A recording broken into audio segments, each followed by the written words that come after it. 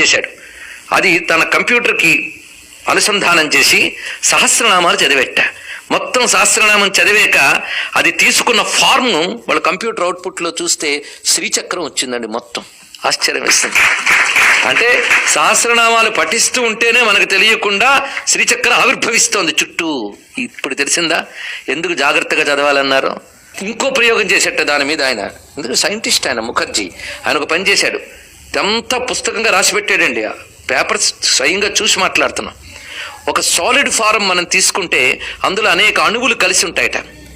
అలాగా ఒక యాపిల్ ముక్క లోపల ఏ ఏ అణువులు ఎలా ఎలా చొచ్చుకుపోతాయో తీసుకుని అణువులు చొచ్చుకుపోయిన దాని ఒక సాలిడ్ ఫారం యాపిల్ ముక్కగా చూసి, అలాగా శ్రీచక్రంలో కూడా త్రికోణాలు చొచ్చుకుని ఉంటాయి.